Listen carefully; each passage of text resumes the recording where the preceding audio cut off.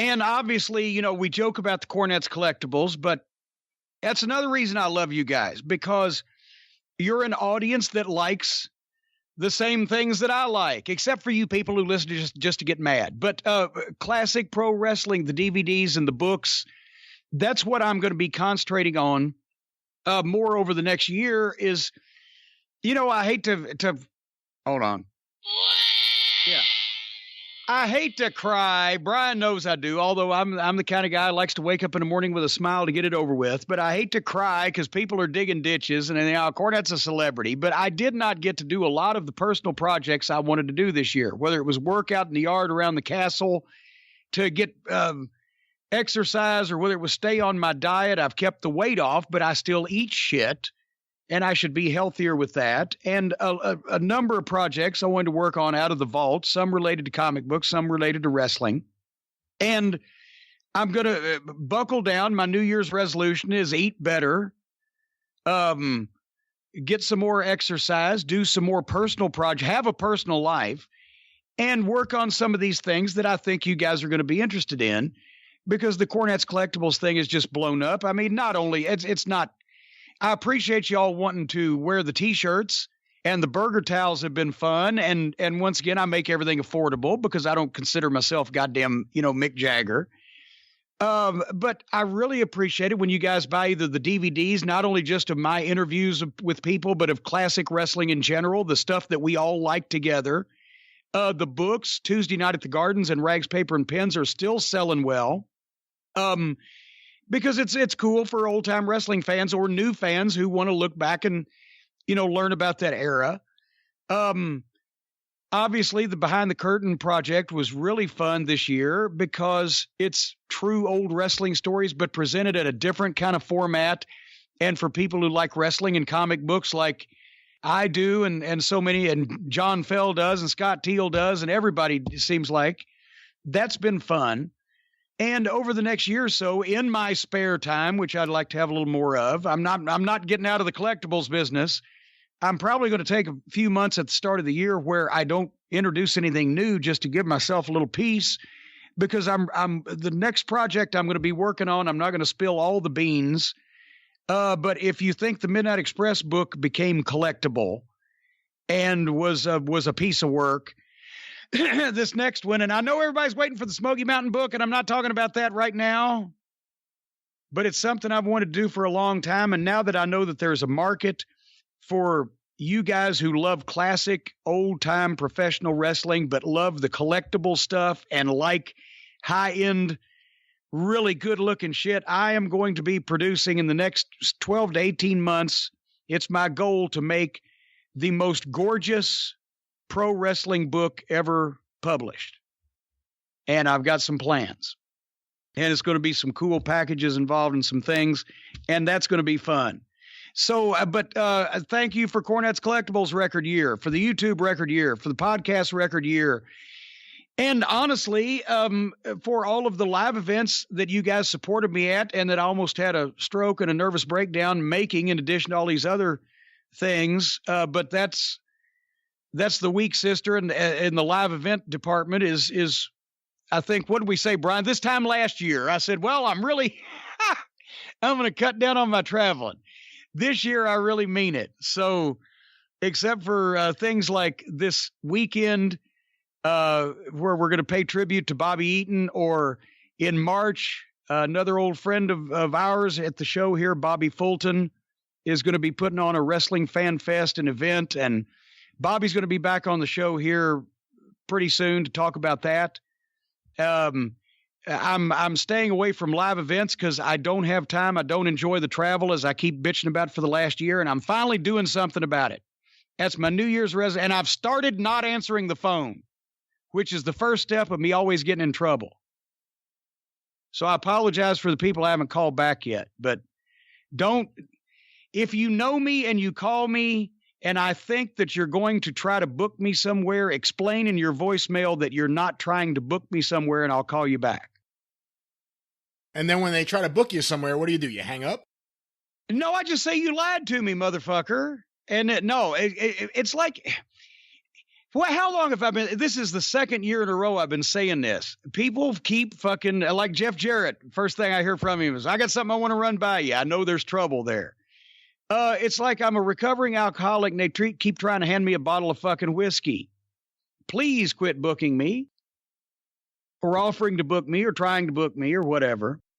No, in all seriousness, I'm going to be, I'm going to do the thing with Bobby, both Bobbies, Eaton and Fulton. And I do have Lexington Comic and Toy Convention back on the schedule in March this year because it's an hour from the house and Jared Greer won't speak to me again. But for 2020, I'm going to be in the house, folks. The mirror cracked, as Steve Armstrong said, and something has to go. But I thank you, everybody out there, for this year, for doing all of this, because we couldn't have done it without you. And it just proves that there's a lot of normal, sane, rational, well-adjusted people out there who like old-time wrestling and like not hearing a bunch of bullshit. The one thing that we need to not do is plan these programs, Brian, because if we do, then we will lose our spontaneity and we will lose our viewership because now they're just putting on. Well, if they ever think that we're yanking their chain. Well, if they last through this episode, I think we're. Well, there you go. Well, are you done? I'm about done. I don't know I got to go pack boxes, folks. It's a short one today. What can I say? I'm having a mental fucking breakdown. I got too much business. I'm too popular. I'm too successful, and I overshadow everything. Well, let me ask you this. While I'm getting no fucking sleep. A lot of the listeners out there obviously have really taken to loving your reviews, and a lot of listeners also want some classic wrestling content. We cover a lot of that on the Drive-Thru, but in 2020, because there's only one episode left for this year, I don't know if you already know what we're going to do next week on the show, but... Oh, yeah, silly boy. What are your intentions in terms of the reviews of current wrestling, whether it's AEW or NXT or, God forbid, Monday Night Raw? What are your intentions for further reviews and also any other thoughts about where the show's going in 2020? Besides down the toilet, no, I think we got to switch up the WWE umbrella reviews because NXT has proven it's a great program. They're not going to do anything unprofessional. Their talent at the top is excellent. But I think we need to switch to either, and maybe the fans can pick, whether we start comparing Raw and SmackDown, because I know those are a couple of different animals, more in line with what Vince still wants. So one of those programs up against All Elite might be fair because let's face it, NXT is the program if you're a professional wrestling fan and you like guys who compete, at a high level, even if they still do too much occasionally. Otherwise, all this is their high level stuff. They're great athletes and they're not going to do anything stupid or silly or outlaw on that program. We pretty much established that. So that's the show the wrestling fans should be watching. The mainstream wrestling fans that want to watch the stars are going to be watching Raw and SmackDown. And once again, stars does not mean biggest talent, but when more people walking the face of the earth know who guy A is than guy B is, then guy A is a bigger star. That doesn't mean that guy B is not a better talent, which is what I was trying to put across the top of the program. Maybe they got it or didn't. But so maybe we need to go to one of the other WWE programs that's going to have some more of the hokey horse shit in it to compare that. But I think we have to stick with All Elite because not only is it the morbid curiosity of how outlaw they'll get on national television with me at this point. And everybody thinks I've got some kind of blood grudge against him. No, Olivier disgusts me because he, wrestled the doll and the fucking girl and is just a complete antithesis to anything I would ever want in the wrestling business, both as a fan or as a fucking professional, just lack of any respect for it whatsoever.